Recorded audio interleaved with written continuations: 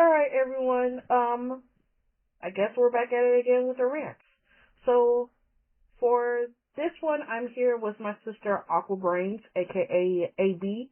I'm not gonna explain where Aquabrains came from. You're just gonna have to roll with it. Just in case you guys didn't watch the other one video on the channel. This past, I think, July is when we did it. My friends over at Critical Mass Rocket Works did a Kickstarter for their anthology Saldud, which it was fantastic. We actually hit 2 of our stretch goals. But I promised that if we hit our stretch goal of $3,000 before the end of the month, I was going to do 2 things. The first one was me ranting about Dune as a beginner's guide, light spoilers version of Dune. We hit it, so that is already up on my YouTube. The second goal was I was going to rant about Pollyanna, but instead of just a beginner's guide to Pollyanna, it was going to be how me and my sister AB recently watched the movie Pollyanna and realized that this secretly has the foundations of the world's greatest romance series. And I just want to say real quick, I feel like this is going to have a completely different vibe than your Dune rant because your emotional connection to Dune and your emotional connection to Pollyanna come from 2 different places in the heart. I feel like Dune comes from a place, I feel like that rant came from a place of you telling everyone, go see this movie and be scarred as we were as children, while Pollyanna is get the comfy blanket, get the popcorn, get the vibe going. Yeah, the Dune rant, definitely, I call it, on YouTube, it's literally called just Dune rant, whereas this will have an actual title to it. This comes from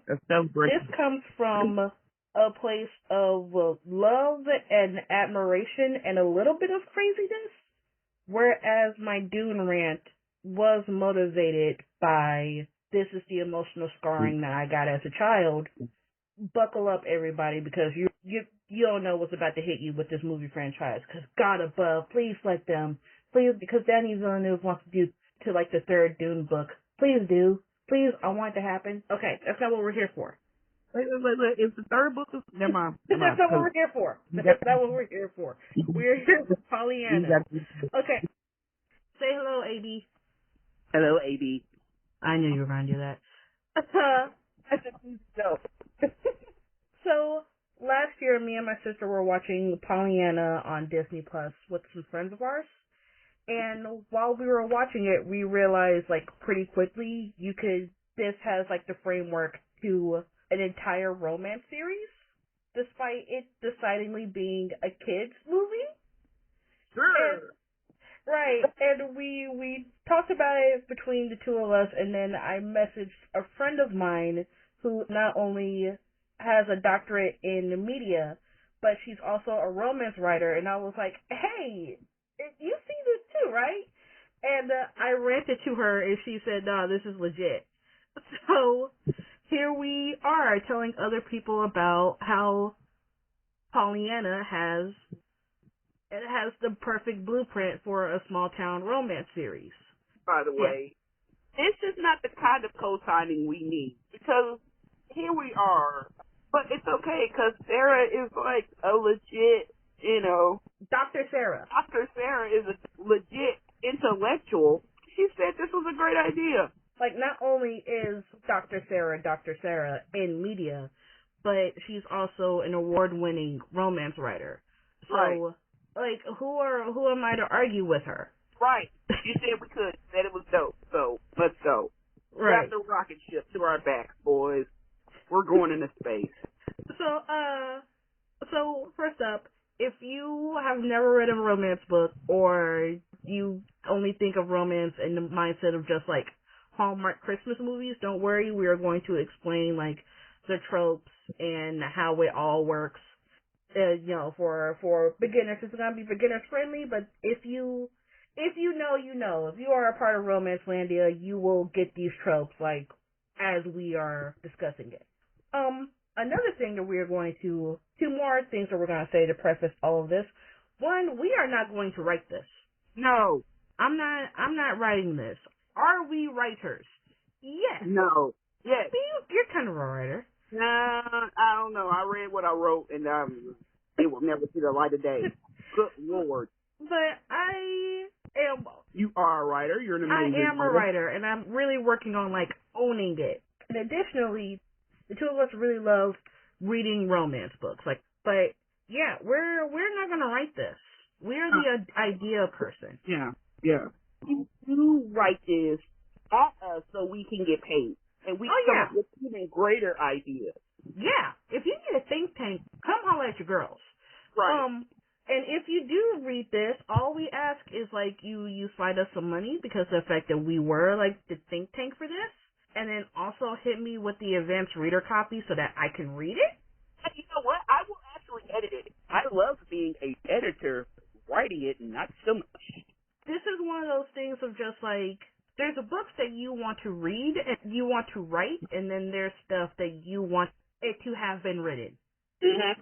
And this is one of them. Disclaimer number 2. The original Pollyanna book was written in 1913. The movie that we are going to be discussing is the Haley Mills 1960s version.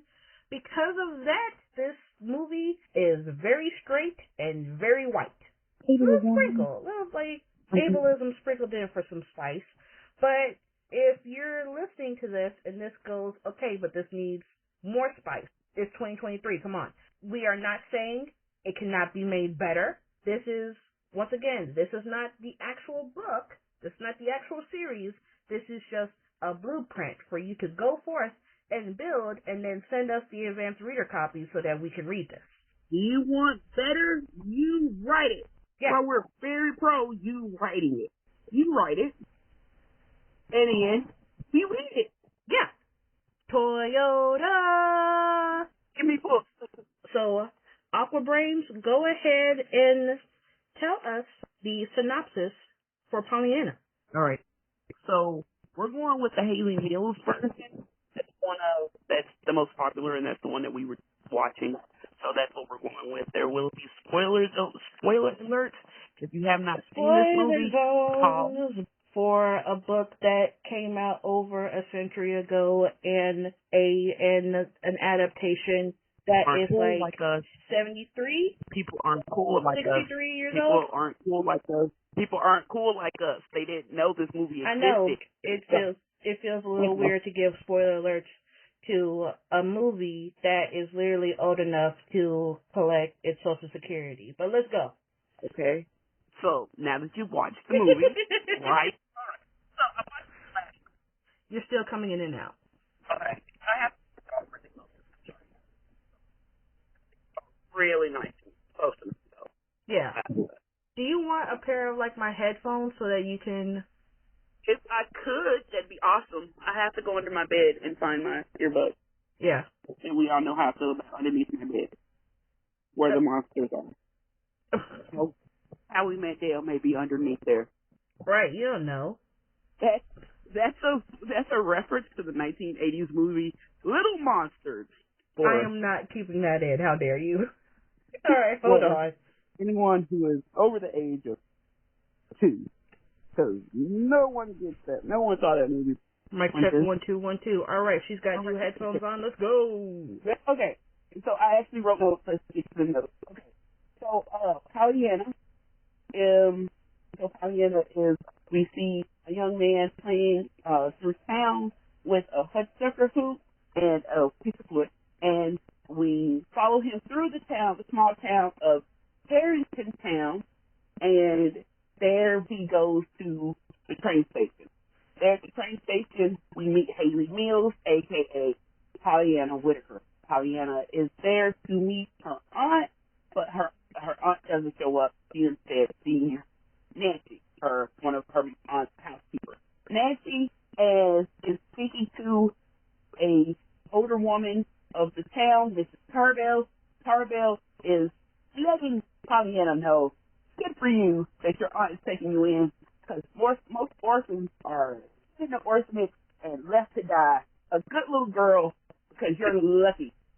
She is lucky because she could have got sent to the town orphanage, which we will get to in a second. That's where Mrs. Tardell and Nancy see someone, and it is Edmund. Everyone is shocked to see Edmund back in town. What is he doing back? Oh my God. Oh my God. We'll find out later. Everything that I'm about to say is significantly relevant to not only the tropes, but the movie. Right. We see Edmund. So while we're there, this is when we finally get in the motor car.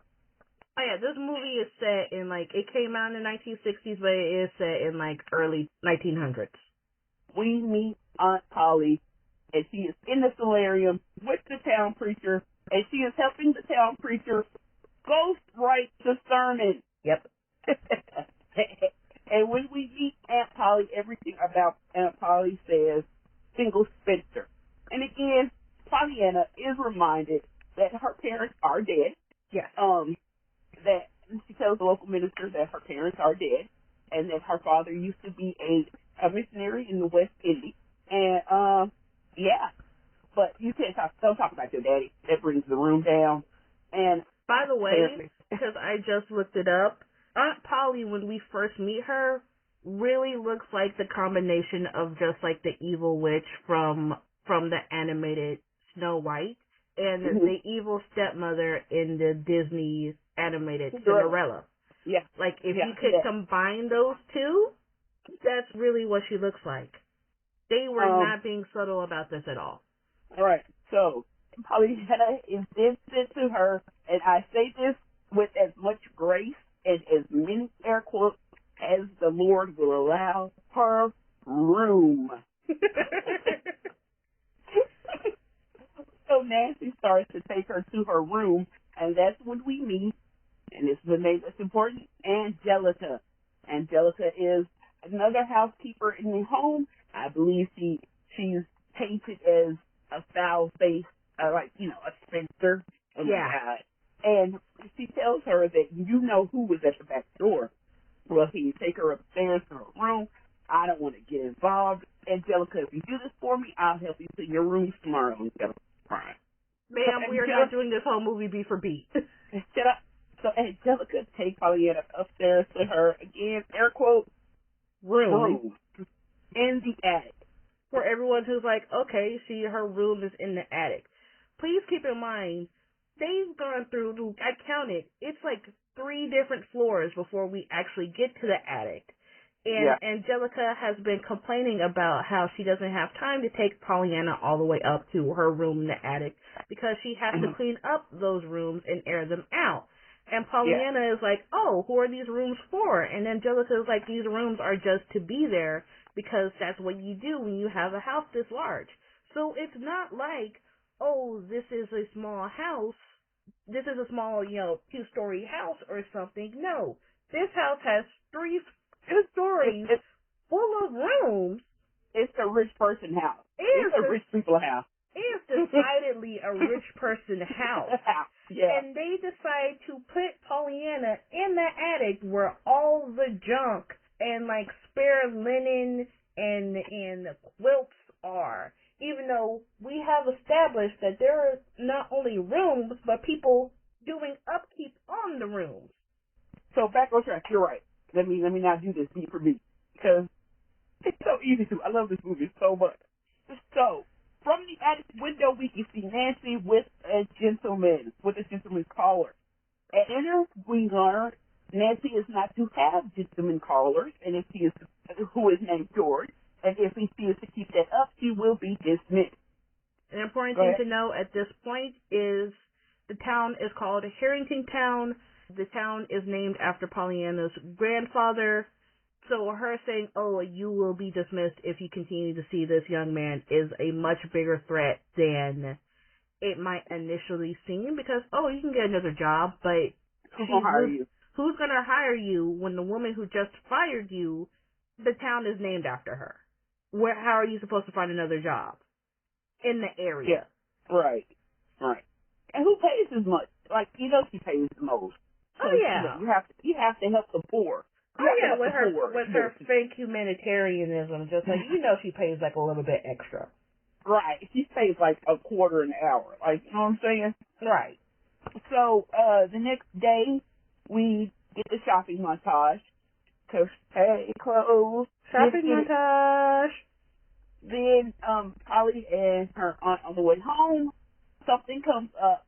Aunt Polly has to go with Mrs. Tarbell somewhere.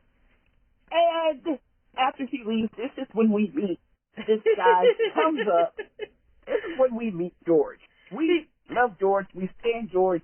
He comes up behind Nancy and he grabs his girl. And he kisses his girl in public, in the dead daylight. No room for the Holy Spirit.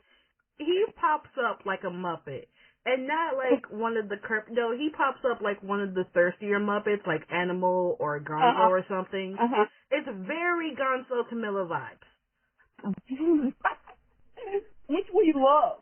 Yeah, we love Gonzo and Camilla. They've had the most sturdy relationship of all the Muppets. Like, we stand a diverse couple.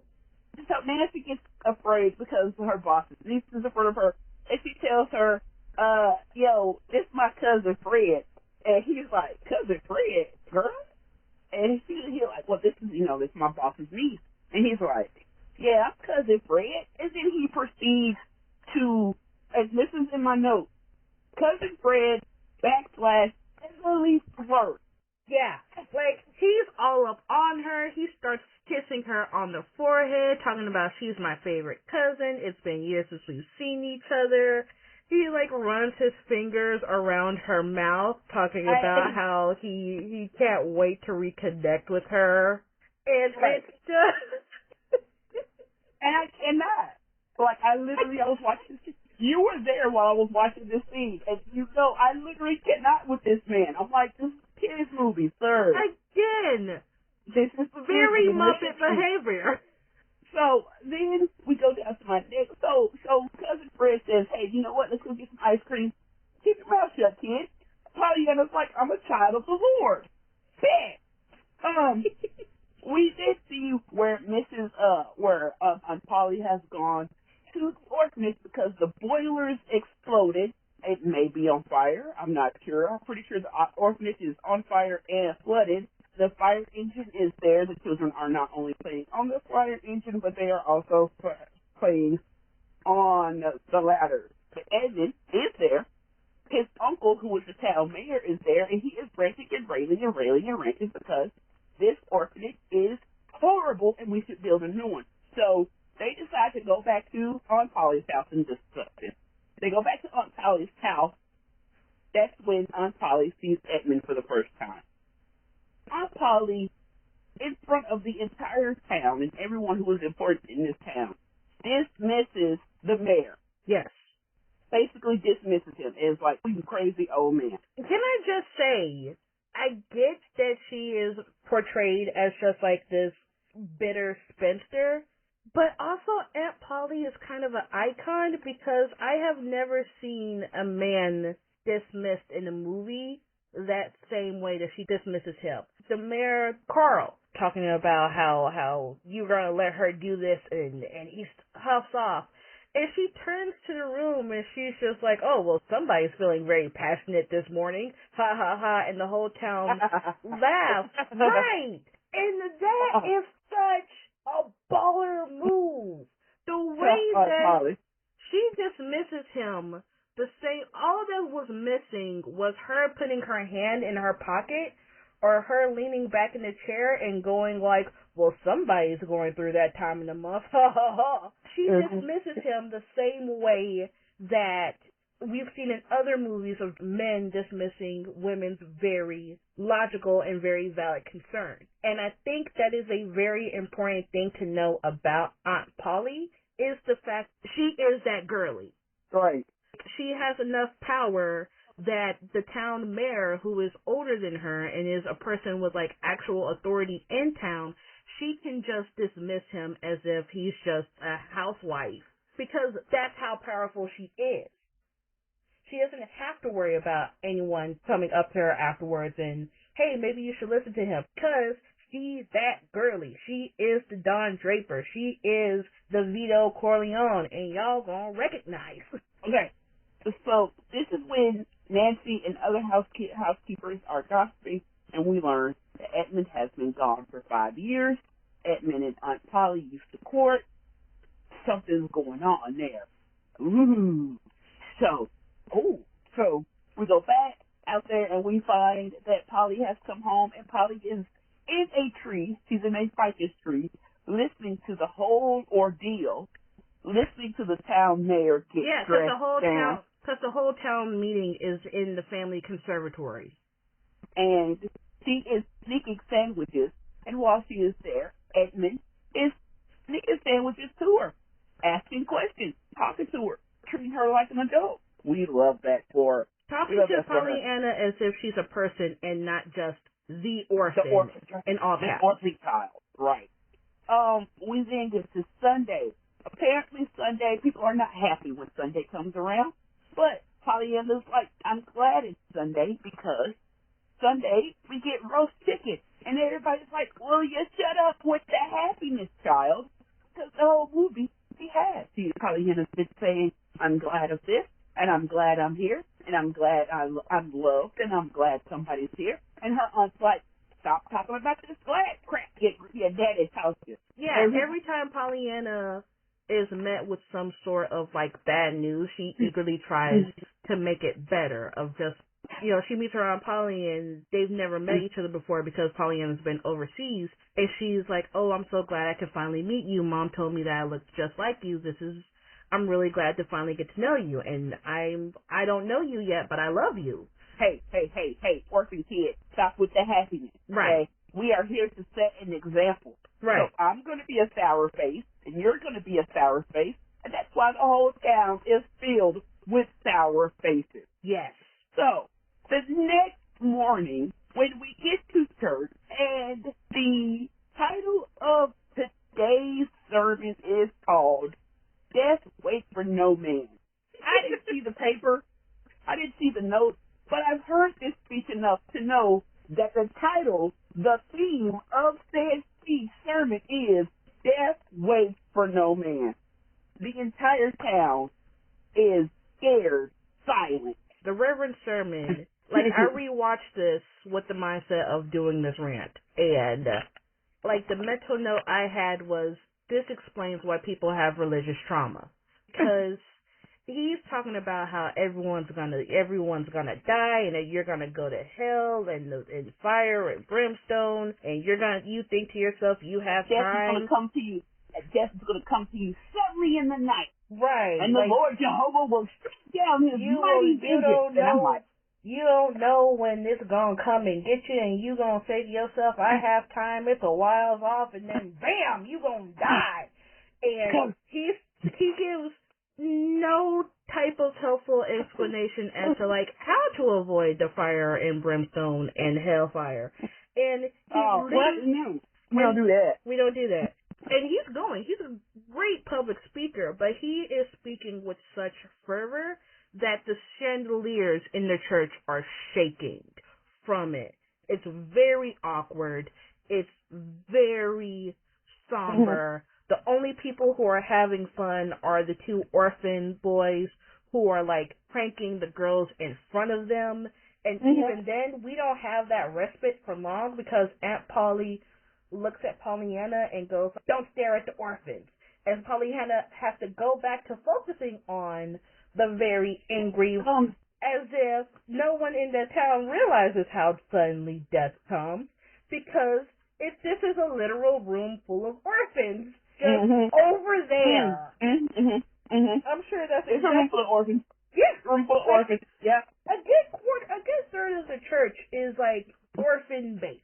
Why are there so many orphans in this town? I remember you and I have this conversation. But I think this is something that we should put in here so that when you watch the movie, because I hope you watch the movie after this, you just look at this and go, spoilers. This town is 20% orphan-based. Right. It's a lot of orphans. It's a lot of orphans. And not to the older side of orphans, definitely under 14. Did smallpox happen? Or was it prepubescent orphans? Did the Great Depression do it? I don't know. What happened? Okay. Yeah, I mean, So where all these orphans done come from? well, and so when they asked Pollyanna, how can you be happy about that? Pollyanna says, well, I'm glad that I am the furthest away from next week's sermon than I can be in right now. So I'm going Right. to be glad about that. Drop the mic.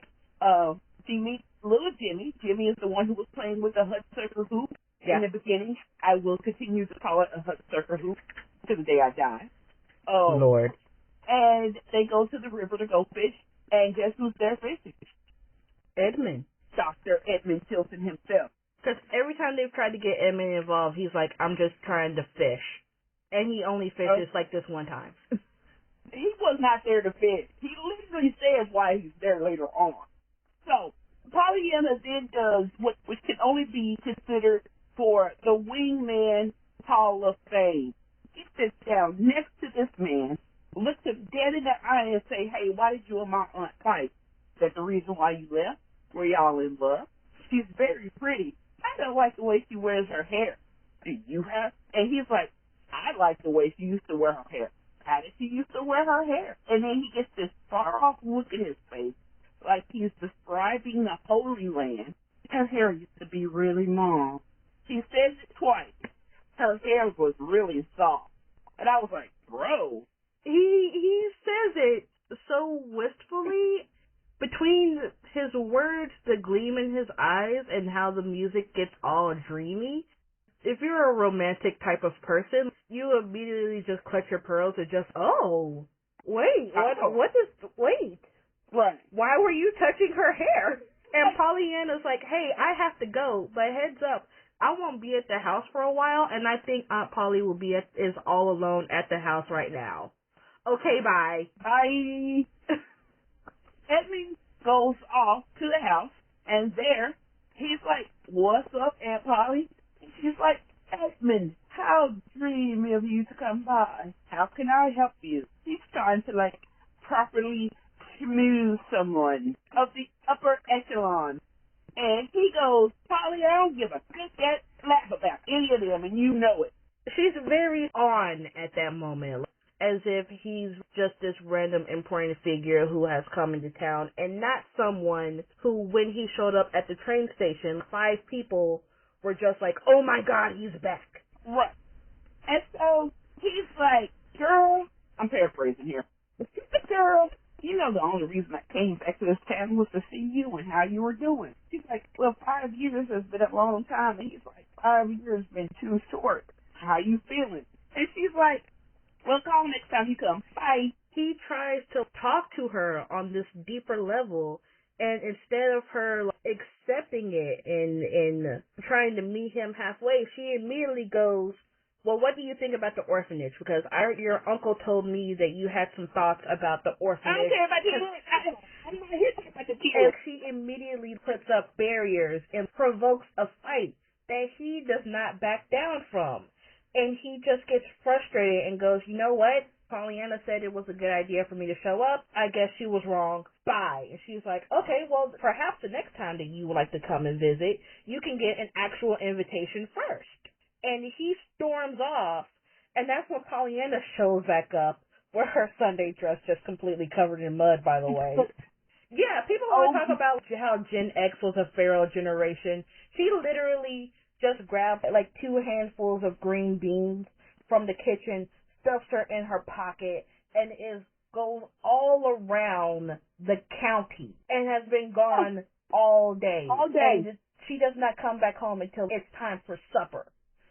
We do have to say really quickly where Pollyanna has been. Pollyanna and little Jimmy went to the town outcast house, Mr. Pendergast, and while there, Pollyanna and him end up playing with the prisms that he has on his, I think it's on his lamp. Yeah. Like she sees like the little rainbow that the lights cast. They take a break from arguing about how abusive and horrible he is, because that's what everyone in town says. He's like, oh, it's a prism. You want to play with them? They start playing with prisms.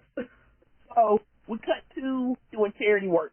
Yeah. And we're going door to door, and we're giving you guys some stuff. Here is a jar of lamb broth, and here is a jar of chicken soup, and here is a jar of cow foot jelly. It's a soup. Okay. I don't want to know. So that's where we meet Miss Millie and Mrs. Snow. Miss Millie is Mrs. Snow's daughter. This is an important part that we got to discuss real quick. Yes. Mrs. Snow is a hypochondriac who is on death's door, and she yells and fusses.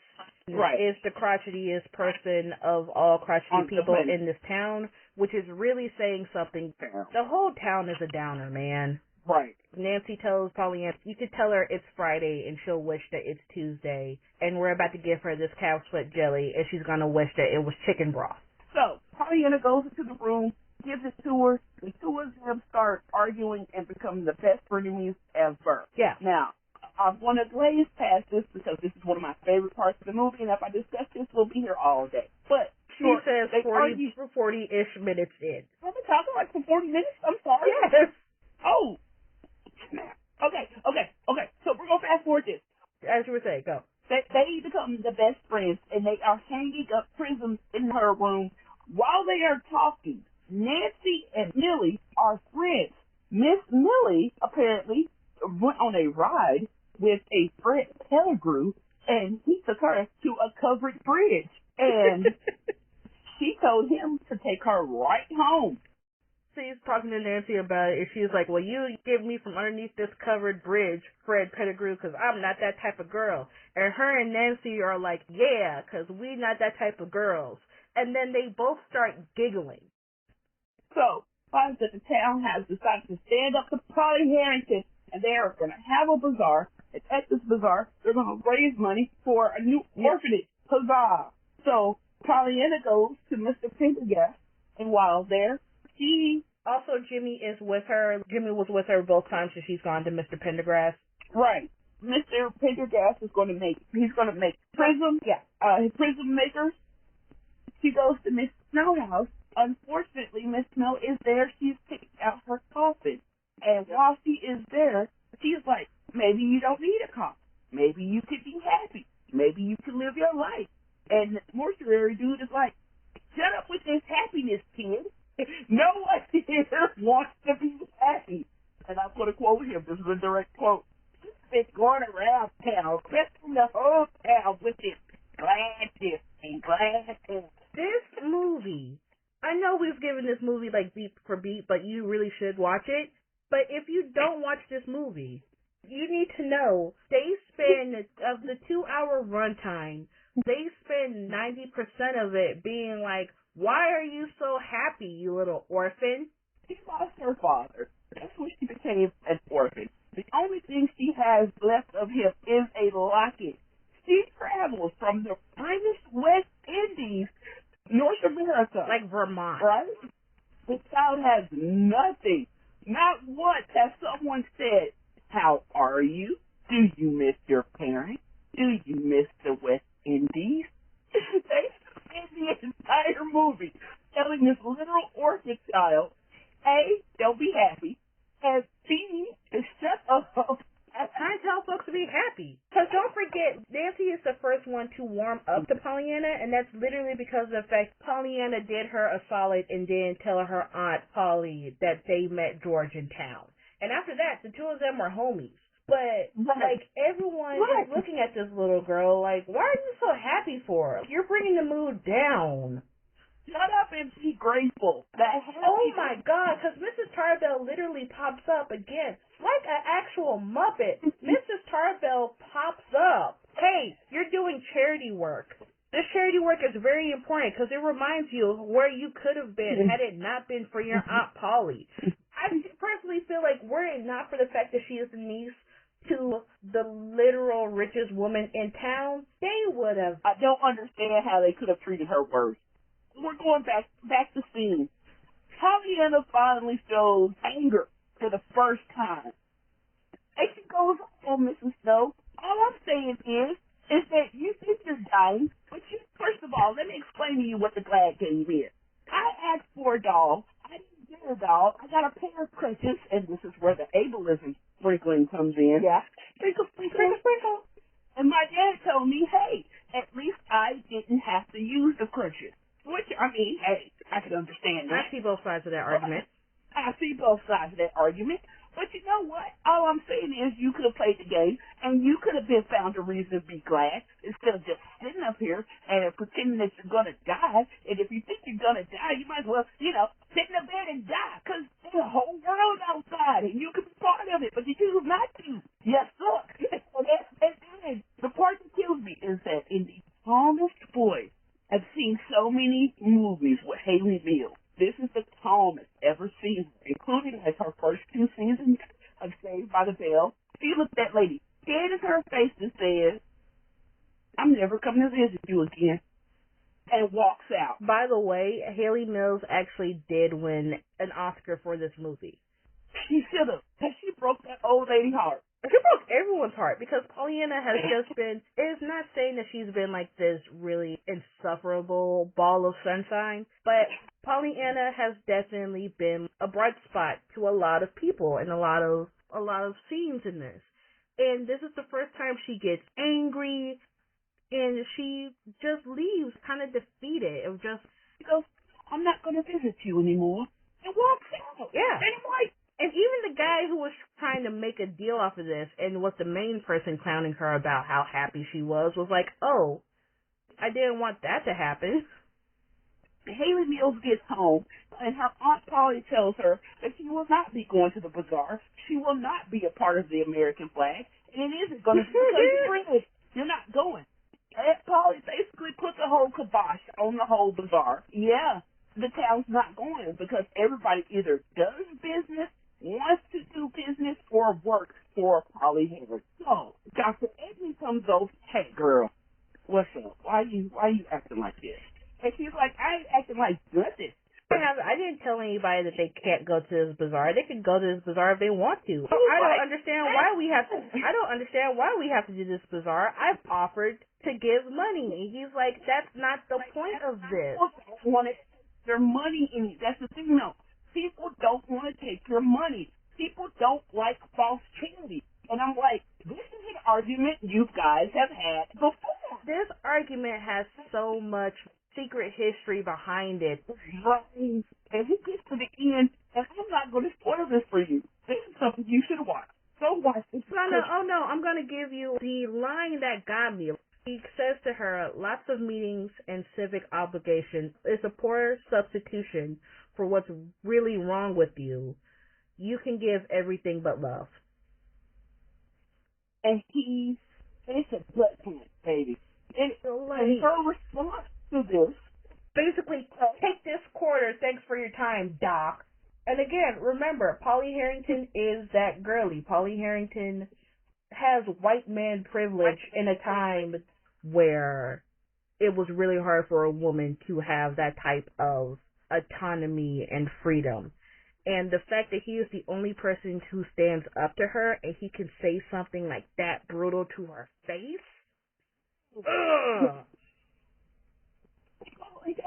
And he's like that stubborn, little-headed woman.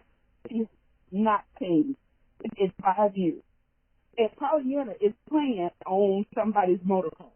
And she's like, is the bazaar not going to happen? What's going on? And they're like, it's in that way.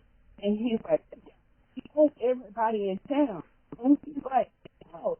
And they're like, you can't own a church. And so they go to the church. And remember, this is the church where the guy does Aunt Polly's ghostwritten sermon. Yeah. And it's wow, I'm just like, I can't do it. I'm trying to save them, which I understand from a religious point of view. I understand what he's trying to say there.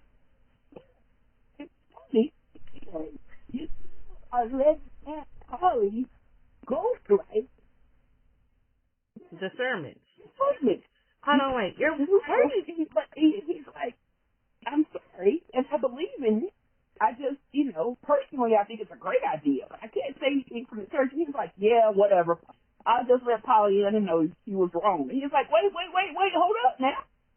Why are you bringing the little homie into it? And they're like, Pollyanna said that you can't own a church. And they storm out. So, and so like, later on, Go ahead. So Pollyanna has to go to his house to, like, deliver a note from her Aunt Polly to him. And he's practicing his sermon, like, outside in this open field, which, like, as a writer, fantastic imagery, fantastic energy that you're bringing to the scene. And he's practicing in this open field, and once again, it's the fire and brimstone and haven't I told you, wicked people. And Pollyanna straight up asks him, like, do you like being a minister? And he's like, what? Yeah, of course I like being a minister. And she doesn't say, well, you don't sound like it. But she's like talking about her dad who was a minister and how he felt the same frustration of not reaching his audience until he came across a quote that is, by the way, misattributed to Abraham Lincoln. I looked it up. It's not an Abe Lincoln quote. It's from the original book. But the quote is, when you go and look for the bad in people, surely you will find it. And she starts talking about how her dad went through the Bible and found all the glad quotes about, like, leap for joy and being happy and all of this. And she have to read this original book. Go ahead. I'm sorry. And she tells him all of this. And she tells him, like, all of this about if God wanted us, surely God wanted us to be happy if he bothered to put 800 scriptures in the Bible telling us, to be happy and be joyous and to leap for joy. Okay, bye. And she gives him the note. Okay, bye. This 12-year-old is just casually giving everyone in town an existential crisis. So maybe the townspeople are right for yelling at her about being a mood killer. I don't know. It's a very chicken or the egg situation. Is she giving people existential crisis because they suck, or do they suck because she's giving everyone existential crises? Who knows? But she wanders off, and he's alone in this field, and he reads Aunt Polly's note, which is basically, hey, I got a couple of notes about tomorrow's sermon, and it all hits him that he's just a puppet for this tyrannical figure. And he literally goes, dear God, what have I done? And his wife finds him, and he's like, just on his knees, just distraught. He is not having a good time. My man was out there for hours. He dehydrated. He's red in the face. And so, like, the next day, everyone's ready for the fire and brimstone speech. Everybody's ready for it. Everyone's braced for it. There's 5 people in the room who don't want to be there because of the fact that, like, this man ain't going to stand up for the town bazaar. And he says the first scripture, which is in, like, Ecclesiastes or something. Glad is the heart of a man. And Aunt Polly is like, what? That's not what we were talking about. And he just goes into this speech about how, there's 827 glad scriptures of the Bible, and I know that now because a young patron in this church told me, and I'm so sorry that I've been so angry, and I've just been yelling at y'all for the past 4 years. I don't even know you guys. Right.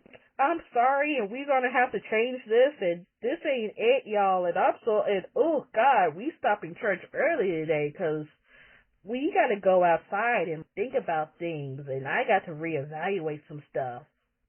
Oh yeah, also go to the town bazaar. And if you don't go to the bazaar tonight, then I'll come back and I'll keep yelling about fire and brimstone again. Okay, I'll see you there. Bye. Bye. Well, I'm glad everybody in town's going to the bazaar, including her whole entire housekeeping staff, who have made like 30 giant cakes. Easily 10 cakes. Right. Triple layer. That they made using Aunt Polly's supplies, by the way. Yeah, we love it. We love it. Pollyanna is not allowed to go because Aunt Polly has put her foot down. And so the young scamp Jimmy climbs the tree and teaches Pollyanna how to climb down the tree to get to the bazaar. And the bazaar is great. We get watermelon the size of our head, and cake the size of our head, and corn the size of her head. Yeah. And Pollyanna finally gets her dream doll. which is a very touching moment. Yeah. If you, the whole town is there. Even Right. like the guy who was complaining earlier about how like we can't go to this thing because of we don't want to deal with the repercussions of Polly Harrington. Like he's there with his gossipy wife, Mrs. Tarbell, and Mrs. Tarbell, and he tells her, "Girl, you better get out of this car and fix your face." And so this thing is popping. Right. And so we finally go home. And oh yeah, also Pollyanna gets to be the center of the flag. Once again, she's been raised in the British West Indies her entire life. Yep. And has a British accent. Yep. Come on, Haley Mills, sing about how America is great. She literally sings "America is the Great" while dressed up in a sack that's painted as part of the American flag. Right. And doesn't even have all 50 stars. That's Oh, God. That's how old the I movie hadn't is. even thought about that. No, because even if, no, it doesn't have all stars because the fact the movie is based in like the early 1900s. They wouldn't have all the stars because the movie was made in like the 60s. Bruh. So Pollyanna decides to go home to get into the house the same way she got out. She climbs a giant tree to her, and again, Jessica, let's give it all the air quotes and all the grace that God can give it. Room. Because Pollyanna, the fourth floor. Fifth or fourth floor. The part is moving backwards. Pollyanna climbs up the tree to her room, and through a series of unfortunate circumstances and near misses, Pollyanna falls from the roof of the house. Right. And devastating because there's been 3 different near misses of her falling, and then she falls, and thankfully they don't, follow her down like she's Alan Rickman in Die Hard. But you see her lose her grip. It cuts her aunt and the servants being outside, and they hear her scream. It's an actual gut punch when she falls. Right. So she falls, and the next day, Edmund tells her aunt that Pollyanna can't get the surgery that she needs to fix her legs, and she's gonna be as depressed as she is. Right. Because she is just distraught. Like, other people are trying to get her humor up, and she's just not having it. And it's to the point where Edmund tells her the surgery is not dangerous per se, but her attitude really is. Her attitude is. Her aunt finally says, I think the child has a reason to be depressed, which I agree, because the child has been plucked from the British West Indies without her parents, stuck in the world that is town, where nearly 70% of the population is nothing but orphans. The whole time I've been here, I've been told to shut up, sit down, be grateful, and don't be happy. And it took me falling off her roof for you to say, hey, maybe I should give her a little grace. Like Pollyanna finally gets put into one of the rooms that's not the attic. Her aunt finally realizes, I'm fond of this child, and even then she kind of calls her Pollyanna, but she goes back and forth of calling her Pollyanna and this child. The nicest person in town to her has been Jimmy and Old Man Pendergast, which is really saying something considering the fact that she thought Old Man Pendergast was some crazy loon who locked children in his basement. Right. And then it happened. Uncle Edmund, because he's our uncle now. Uncle Edmund tells Aunt Polly that we can get Pollyanna through this with the love and affection, and we get back together, girl, because I love you and you love me, and we love that child upstairs. They don't resolve anything, but he grabs her by her shoulders and gently tells her we can give her the love that she needs. Because I love you from you, and I love you from you. On one hand, I'm like, this has not resolved any of the issues that the two of y'all have had, but for a kids movie, I'm gonna let this rock. You know what I'm saying? What could only be described in a way of It's a Wonderful Life as yes. Miracle appears. The entire town including all the orphans, show up at With Pollyanna's like house. 3 different dogs. 3 different dogs, 35 dogs, hours in which old Mrs. Tarbell shows up talking about, you're going to be just fine, sweetie, I know it. And Ben's like, you come back to us safe. And the old man is like, there's a guy that like they were giving, when they were giving out the food for charity, she literally tells him, don't think of it as charity, think of it as just one friend helping out another. And this guy is like, he's a proper poor. Right. And he's brought flowers, and all of the orphan children are there, and then that's when we see that George and Nancy are engaged, and they tell her, you can't see me right now, but I'm merely rocking to the news that they're engaged, and you have to get okay and heal so that you can come back and be our flower girl. And they don't say like you can walk down the aisle or anything. It's just heal up the best that you can because you're going to be in our wedding. And Pollyanna has completely forgotten everything that's happened. Yeah. She's forgotten. Right. It's like she grabs Nancy's hand and she's like, oh my God, it's great. And then Mrs. Snow is like, I don't understand why all these people are acting like they've never seen somebody go to the hospital. People get sick and get better all the time. Just good. And so, and then even those sour face Miss Angelica's like, you come back to us, you hear? Yeah. You come back. It's type of like honored enemy type of vibes where like they both kind of get choked up.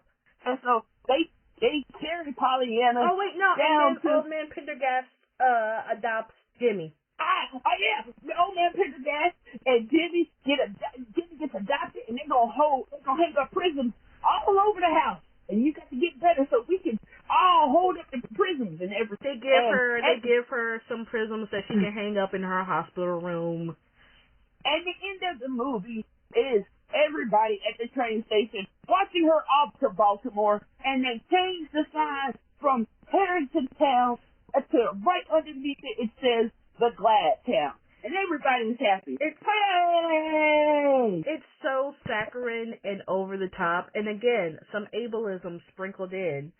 Because, like, sprinkle, because we're going to act as if her losing her mobility is the end of her life.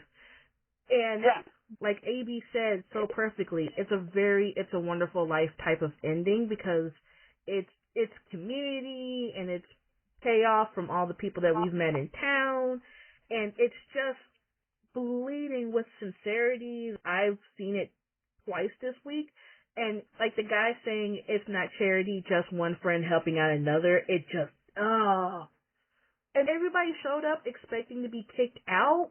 And they're just like, oh, we just want to let Pollyanna know that she has friends and then we'll leave. And it kind of has the idea that they're all willing to just kind of like stand outside her window and wave. Like, they did not expect to be let into the house, which is a metaphor. And Polly welcomes them all in so that Pollyanna can say goodbye because she's about to go to the train station in like an hour. They're not even dressed yet, but they're packing up the automobile so that they can go to the train station. Okay. So they took an hour to describe it. Literally an hour 15 minutes. Okay. The movie's 2 hours long. So okay. So, I'm sorry. So we did all that, and I'm actually going to keep in a large chunk of that because it's important.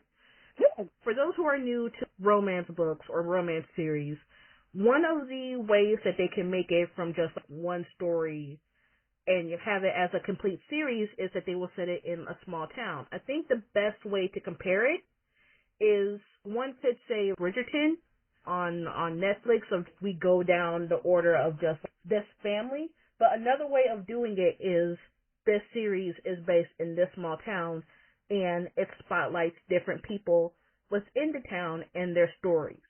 A great example of this is Gilmore Girls in Stars Hollow.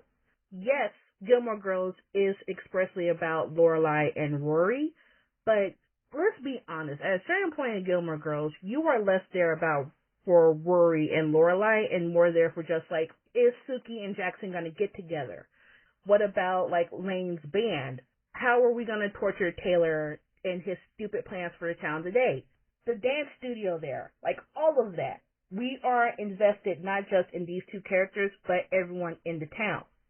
And that's what is great about romance series, of it actually takes the time to be like, okay, this one book is going to be about Lorelai and whatever, romance that she's going to go into. And then the spotlight shifts from different person. So if it was a book series, like book 3 would definitely be about Suki. Absolutely be about Suki, her whole backstory, and Jackson and their what have yous. And then it will go down from person to person of just, now this is time for Paris's book, now it's time for Lane's book. And just like with Gilmore Girls, these stories will be happening in the background and you'll get these snippets. But when it comes around to their book, they have the spotlight, this is their solo, let's go. Right. And so Pollyanna seems to have reverse engineered it, because yes, the whole movie is about Pollyanna and her effect on the town. But for a movie about a 12-year-old bringing joy and happiness, there is a lot of romance elements. Like, you and me plotted it out, and we've gotten 6 different books out of this. And disclaimer, once again, I'm not writing this. Disclaimer, once again, we are not writing this, and yes, this is very cis-het, and this is very, very white. If you want to change that, baby, go ahead. Just hit me with that arc and a nice check. It doesn't even have to be a check. You can give me a fat iTunes card. I don't want to go to work tomorrow. Or a Starbucks check. I'm amenable. Send me a check. Right. So, we're going to break this down. Pollyanna, a.k.a. Harrington Town, the romance series. Oh, fun fact, the woman who wrote Pollyanna, she also wrote romance. I looked it up. There's 2 different books in the Pollyanna series. It's the first book that the movie is based off of, and then the second one is her 15 years later and her adventures. Her and Jimmy get married, and the whole thing of who's Jimmy's dad, and no, I don't think it gets answered. Which, as a writer and as a person who loves this story, absolutely not. I'm ignoring that. So, here's the important players of the Pollyanna romance series that if we were writing this out, here's what we got. We have Aunt Polly and Edmund. That is absolutely book 1. That is our second chance romance. Right. Second chance romances are it says on the tin of they tried once, it didn't work out, we're trying it a second time. It's definitely framed as they were in a romantic relationship together. That is not a friendship relationship. No. That is not we're just really good friends. No, they were romantically involved. Yeah. So we gotta figure out, what happened between the 2 of them. How did they meet? How long was this relationship? Why did they break up? Was this an external thing of her father was against it, or he got a job somewhere else in Baltimore? Was this an internal thing of he pushed too fast or he criticized her too much? So I have a theory on this. Okay, you hit me with that because I have one too. Okay, so I have a theory. I feel like the 2 of them dated. I feel like the 2 of them, one of the things that did not help them in their relationship was the fact Pollyanna's mother ran off with some poor preacher man. Yeah. So now the expectation fell upon her. Right, because we don't know if they have other siblings or if Aunt Polly is just the last living Harrington. It's therefore she has to keep up not just the Harrington name, but the Harrington legacy. Right, because she does not talk about her sister.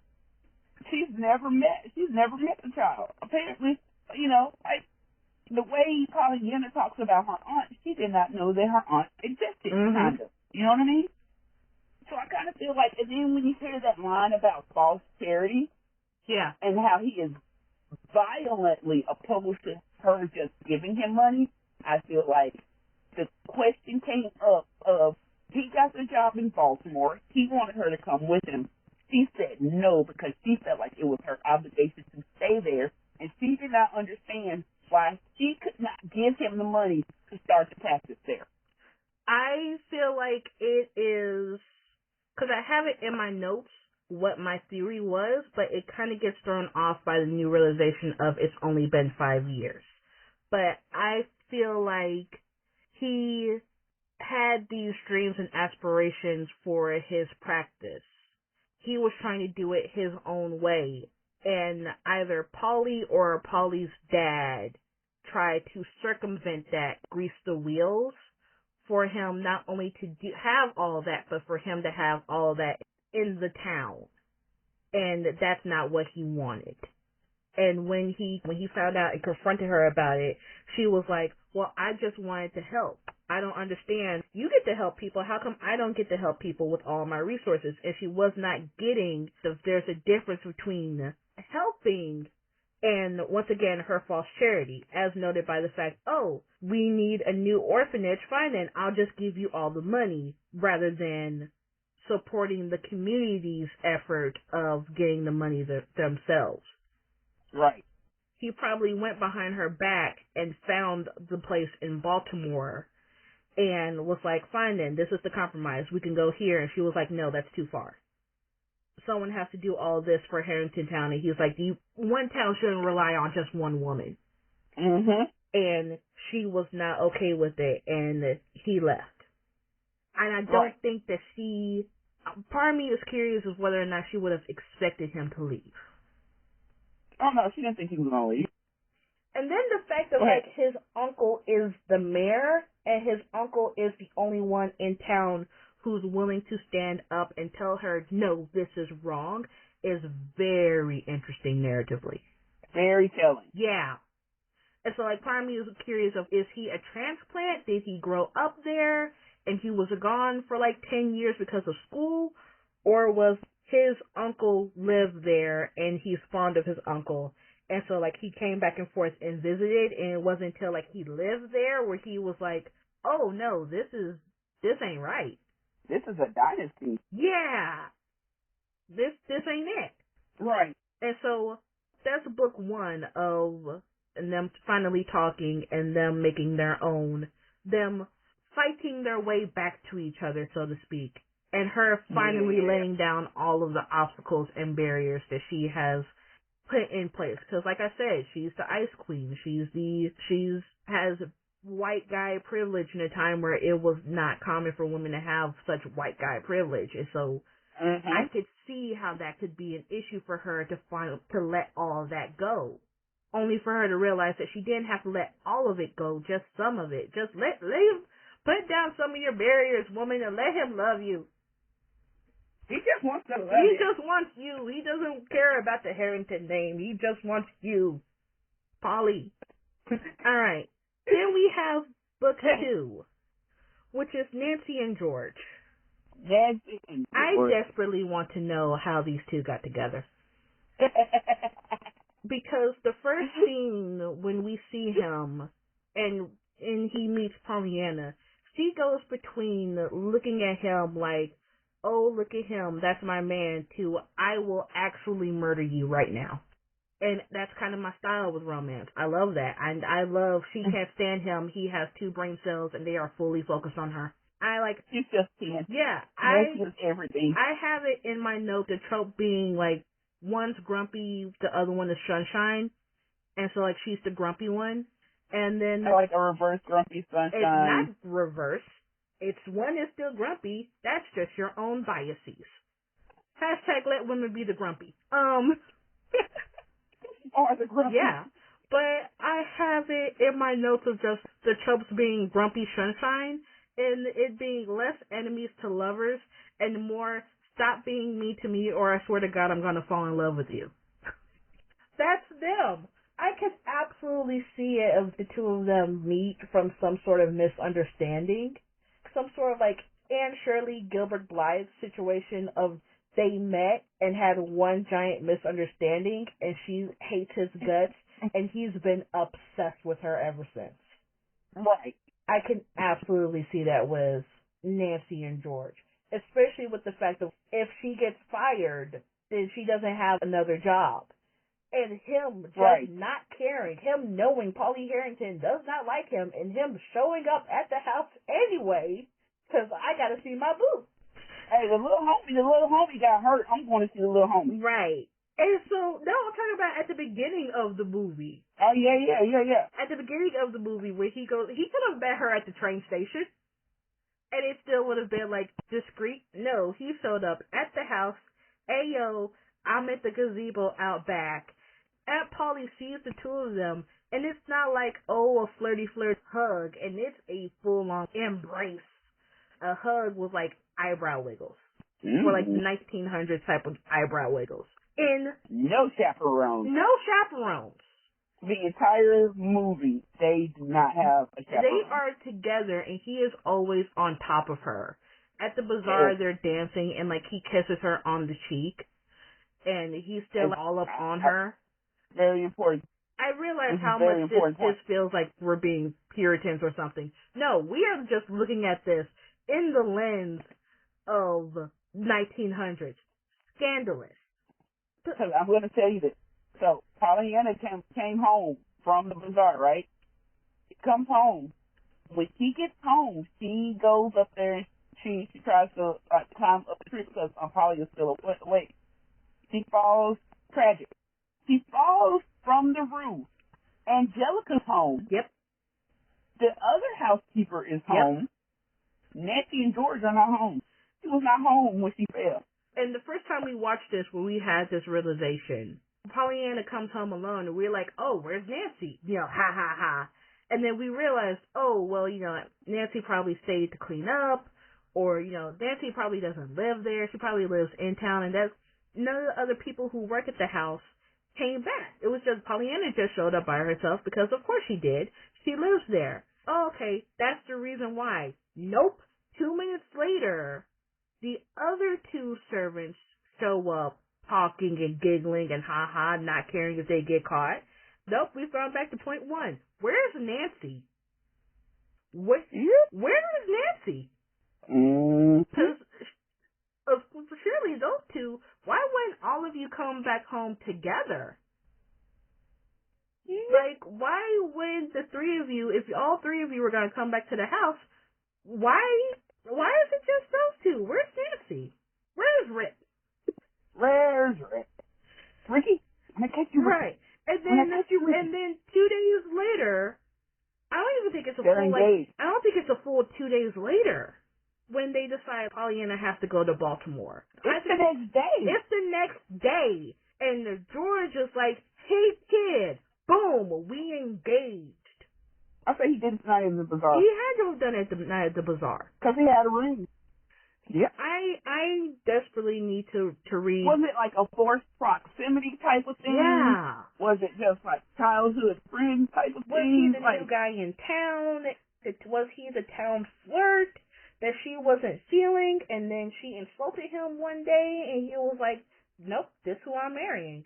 This is her. Mm-hmm. How did he finally get her to go out with him? What was the thing that made her go, this is him? This is the guy that she is literally willing to risk it for. Because again, Aunt Polly didn't say like, oh, if I catch him here again. No, she just says, if I find out that the two of you are still seeing each other, I'm going to fire you. And everywhere Nancy goes that is not in that house, he is there. He is there. Every time. Polly, they go shopping.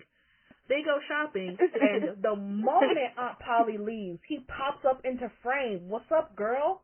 I have been summoned. What it do? And then he kisses her, right? The second time they are out of the house, it's at church. He is standing next to the pew where she is. Yep. And then after they do the charity work, you know, walking all over town, and he tells them about the bazaar. Hey, baby, kiss. Let me tell you all about the secret bazaar that Polly Harrington is not going to be for. Nancy could be fired. I don't care. She is willing to risk it for George. I want to... Where is that story? I need to know it. Yeah.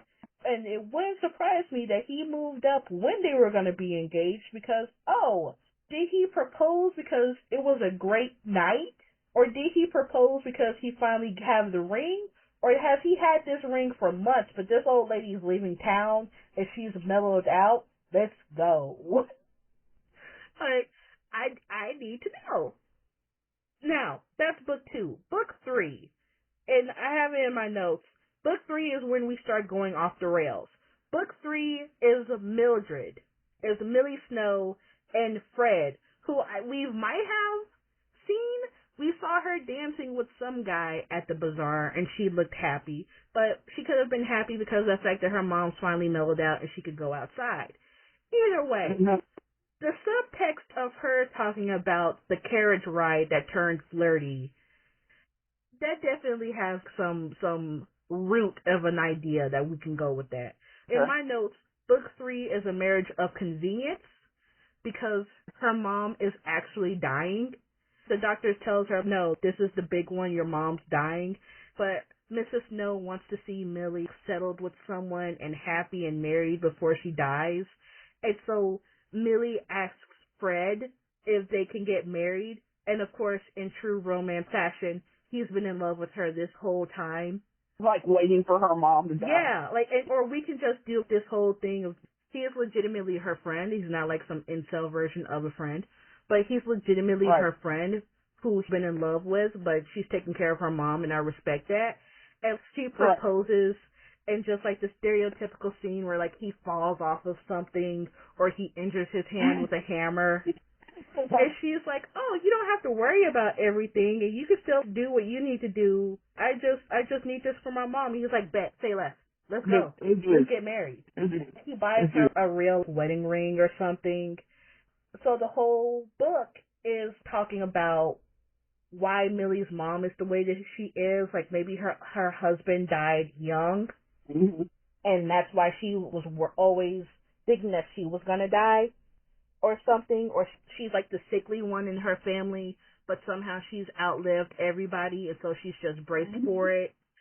And she wants Millie to have a great love like she had, even though Millie's dad might have died young, or whatever. The plot twist is her mom was lying. Love that. Like the plot twist. I love that idea. The plot twist is her mom, especially after the bazaar, her mom saw everything that Millie was giving up. And she finally thought to herself, wait, what's going to happen to Millie after I die? Like, is she going to have these opportunities to be a young woman and to have fun and to be loved and all this? Or has she just been so cloistered in the house that she hasn't lived life, she hasn't done anything? And she happened to see the two of them dancing, and she's like, I have an idea. Oh, somebody overhears somebody talking, and she's like, they've been dating for years. Right. I wonder why he wasn't saying anything. Right. Or they're at Nancy and George's wedding, and her mom is looking around like, oh, everything is so beautiful, and it's just this one guy who just keeps staring at Millie, sighing wistfully. And they're talking, and she was like, oh, there was this weird-looking kid by this table that I saw you talking to one. And she's like, oh, that's Fred. He's the guy who fixed this up around the house. And none that. And her mom finally pieces together everything that Fred's done. And she fakes sick. The doctor's in on it, too, because of the fact of, like, this is the least you can do for your daughter. Like, this is the... And which Dr. Or whatever. No, which I'm not going for that. It has way too much... He has scruples. Other people are, like, involved in it. And they're not going to say anything because, no, Millie deserves joy. Right. She finds out, like, people in town have been giving her free meals or, like, been hyping her up. That's why her wedding was off the chain despite the fact that she is poor and dirt. Yeah, I say this, and I'm like, this is very Nora Roberts. And I cannot think of the particular Nora Roberts book that has a similar plot to it. I don't care. That's what we're going with. Okay. Book 4.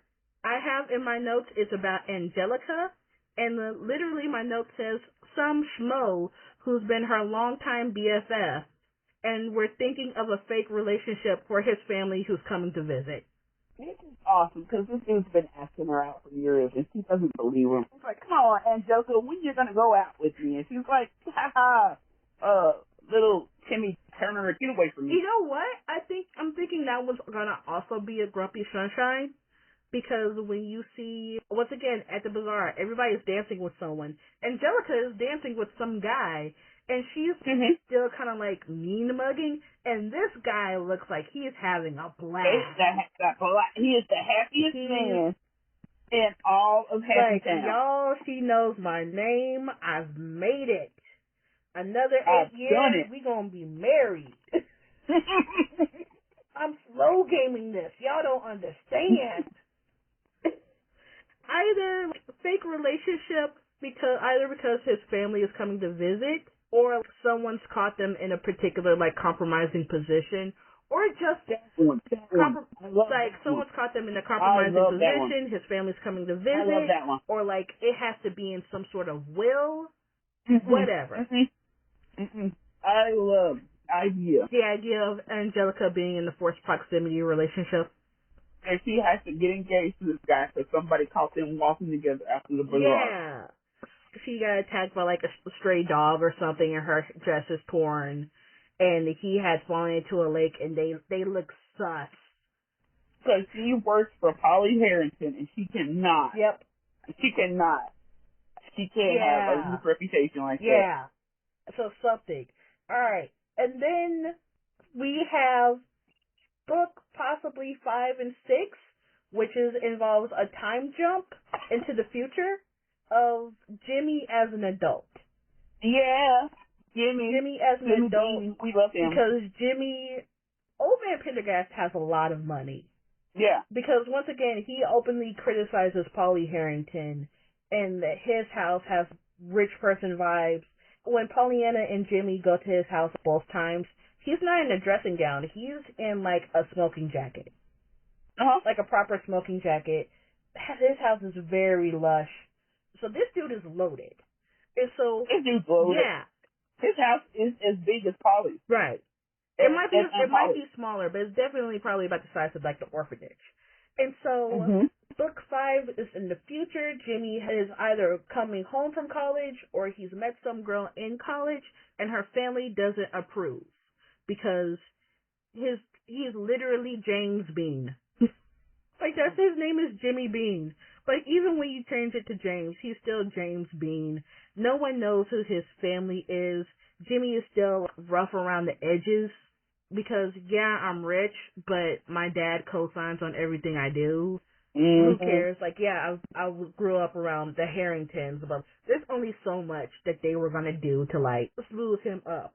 And so they're not going to let their daughter marry some no-name orphan who, just because he has money, doesn't mean that he has status or class or anything. Then while we're there, we can also address the mystery of Jimmy's family and perhaps why there's so many orphans in town. Excuse me. We can actually we can talk about Jimmy's family or Old Man Pendergast's family, because again, we call him Old Man Pendergast. What's his whole deal? Was he rich and then he moved to town? Has his family been a town pillar this whole time? And over the years, he's just become a hermit?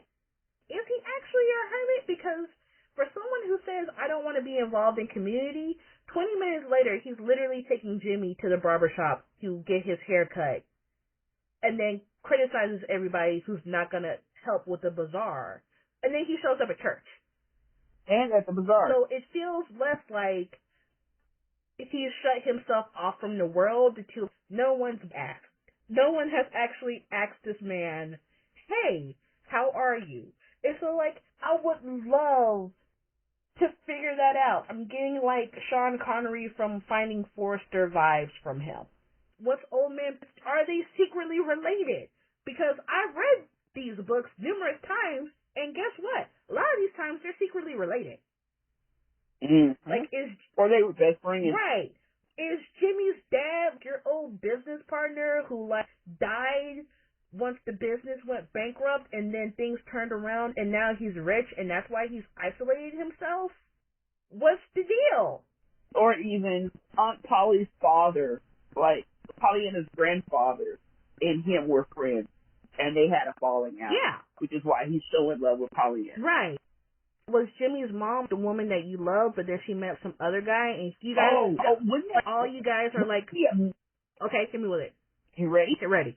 Pollyanna's grandmother married Pollyanna's grandfather instead of old man Pendergast. And that's why he moved out of town and told everybody to stay away from him. Yeah. Because he says, he's like, oh, I know who you are. Like, he knows who she is. Yeah, and then I don't think he calls her the orphan. I think he says, oh, you're the Harrington girl. You're the Harrington girl. Right. So, like, he's up on business.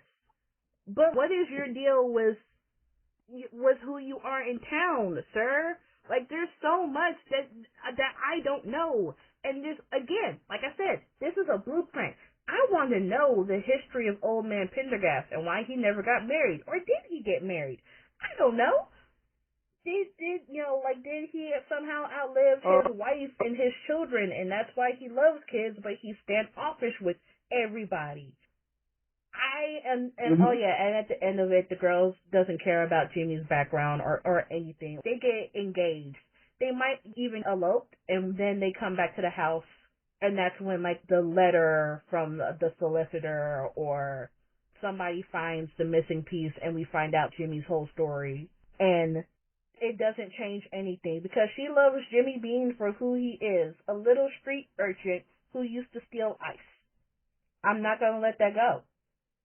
And then we're going to finish off this book series with Pollyanna and her Grumpy Sunshine romance. You can really tell what tropes we love. Pollyanna has come back into town. She is now a vet. I don't know why I decided that Pollyanna's going to be a vet, but I have. Okay. It's going to be Edmund's cousin or nephew or something, and he's taking over the town practice. And so either Pollyanna's going to be a vet or she's going to be a nurse. Because, of course, Pollyanna wants to help people.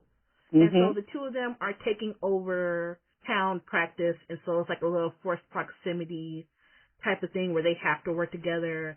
But he's so stoic, and no matter what she tries to do, she cannot get this man to actually open up, and she thinks because he hates her, and no, he's just emotionally constipated.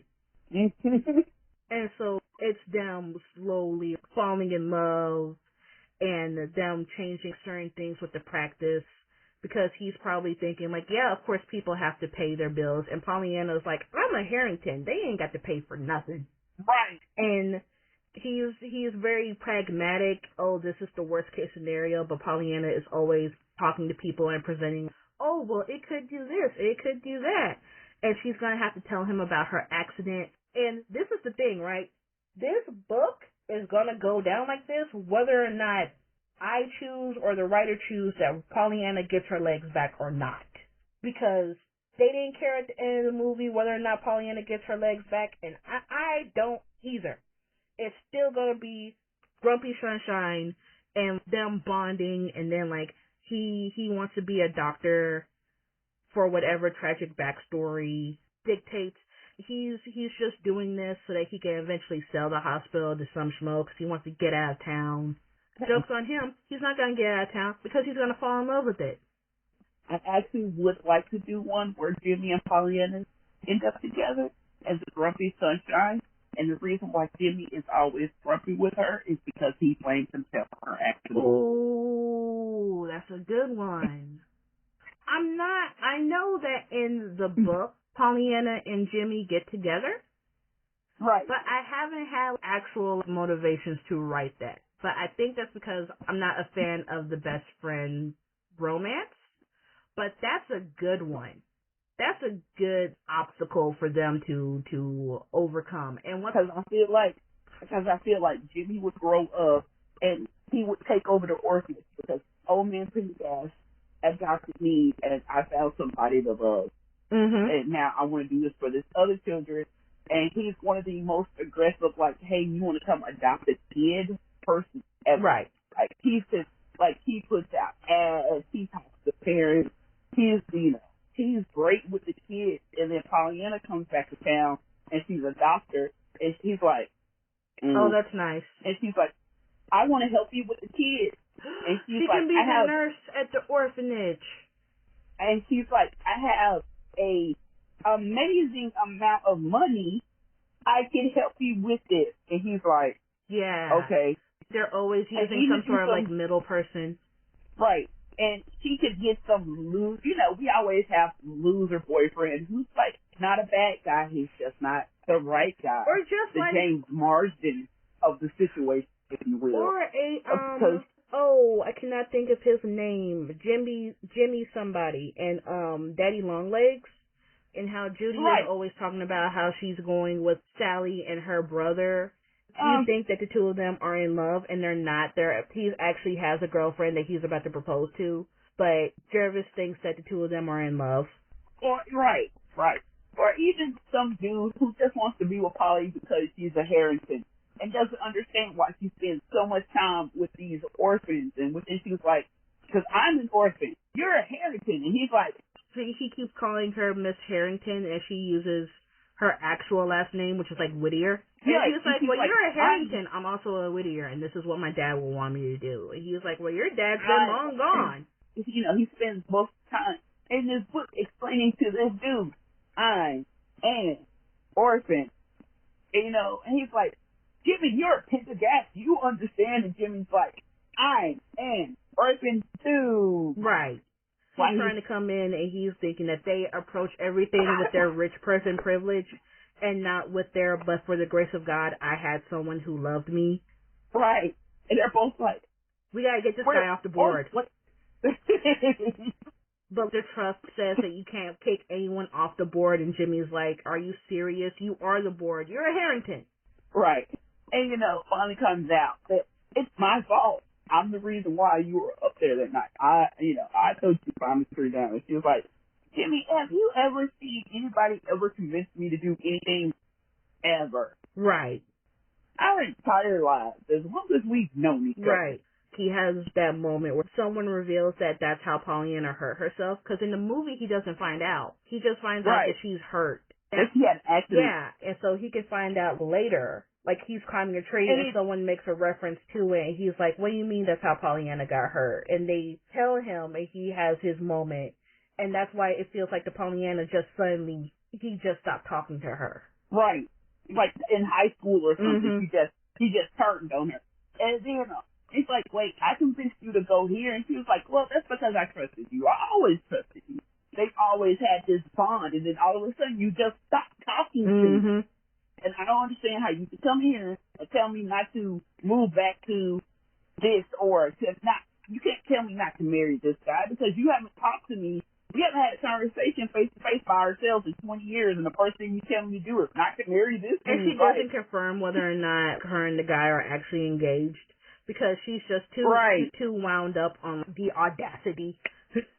The male audacity. To tell me what I can and cannot do when you've not talked to me. And who right. Yeah. Whatever you're playing with, stop it, because I got to edit that clacking noise out. Oh, okay, I'm sorry. I'm starting to get into Yeah, we're about to finish this up. Okay, so last one. Just, special editions. Like, we sold 700 million copies, and the people want more. And they're like, we'll give you a big fat check if you write one more book. And we're like, no. And they're like, we'll double it. Oh, you mean like the Queen Charlotte story? I would write how Mr. and Mrs. Tarbell met. Yes. Because I feel like that's a marriage of convenience. Oh, yeah. That's a marriage of convenience right there.